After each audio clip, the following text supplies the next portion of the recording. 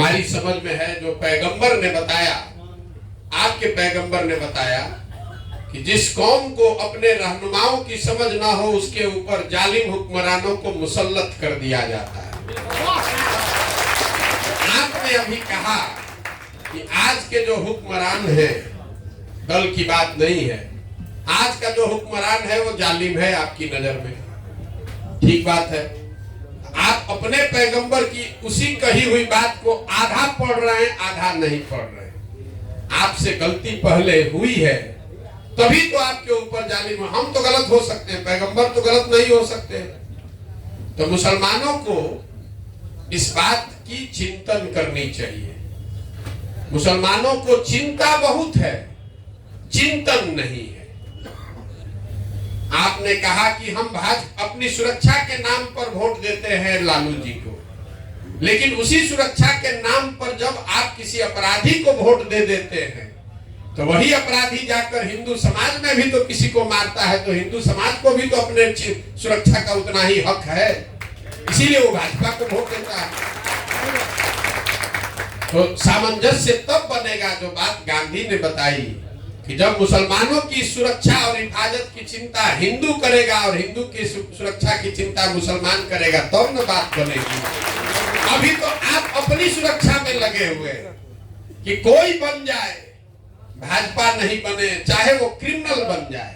जब वो क्रिमिनल बन के आता है जीत कर आपके वोट से, मुसलमानों के वोट से जब क्रिमिनल अपराधी जीत कर आता है तो समाज में ये बात होती है, देखिए सब मुसलमान किसको जिता दिया है, हमको आके मार रहा है, तब तो आप उसको बचाने नहीं जाते।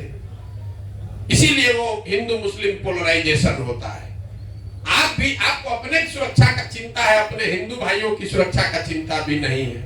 तो हिंदू भाई भी आपकी सुरक्षा का चिंता छोड़ दिया है, चलो भाई भाजपा आने दो, हम लोग अपना जान तो बच रहा है। जब तक आप इस सोच से बाहर नहीं निकलेंगे तब तक भला होने वाला नहीं। तो आप अपने रहनुमाओं की समझ ठीक बनाइए। जिसको आप रहनुमा समझ रहे हैं उससे आपका सुरक्षा नहीं हो रहा है, सुरक्षा दंगे से आपकी हो रही है, लेकिन आपके बच्चे कुपोषण से मर रहे हैं, आपकी महिलाएं प्रसव के दौरान व्यवस्था नहीं होने से मर रही है। पूरे देश में सबसे ज्यादा टीबी के रोगी, सबसे ज्यादा टीबी का इंसिडेंट रेट मुस्लिम बच्चों में बिहार में है। आप उस मौत को नहीं देख रहे हैं। दंगे में 10 आदमी मरता है, पिछले 40 वर्ष में कितने लोग स्वास्थ्य व्यवस्था के अभाव में मर गए वो आप नहीं देख रहे। तो अपने हमारी बात मत मानिए, अपने कौम में जो बात बताई गई है। मुसलमानों की दुर्दशा इसलिए नहीं है कि आप लालू को वोट देते हैं कि कांग्रेस को वोट देते हैं। आपकी दुर्दशा इसलिए है कि आपने अपने कौम की बुनियादी बातों को छोड़ दिया।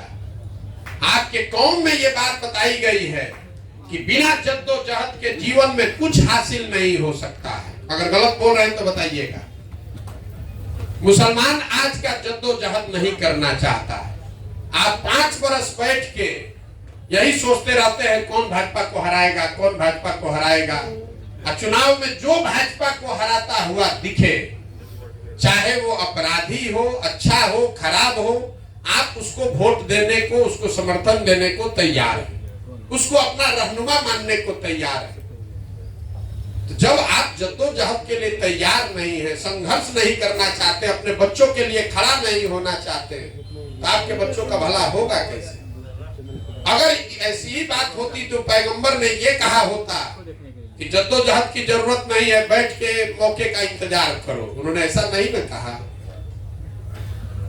आप लोग ये कहते हैं, जितने मुसलमान भाई हैं कहते हैं भैया हम लोग अल्लाह को छोड़कर किसी से नहीं डरते। मैं आपके मुंह पर कह रहा हूं, पूरे भारत में 10 बरस काम करके हमने देखा मुसलमानों से ज्यादा डरा हुआ कौम कोई नहीं है। आपको भाजपा का इतना डर है कि आप किसी उस डर को दिमाग से निकालिएगा, आधी समस्या उसी दिन खत्म हो जाएगी। आप भाजपा को हराने की चिंता छोड़ दीजिए, आप कैसे जीतेंगे, अपने बच्चों के लिए अच्छी व्यवस्था कैसे बनाएंगे, ये ना चिंता करना चाहिए। 24 घंटा यही सोच रहे हैं भाजपा को कैसे हराए, भाजपा को कैसे हराए। तो जिसको हराने के चक्कर में लगे हैं वो तो आपको परेशान करेगा ही करेगा।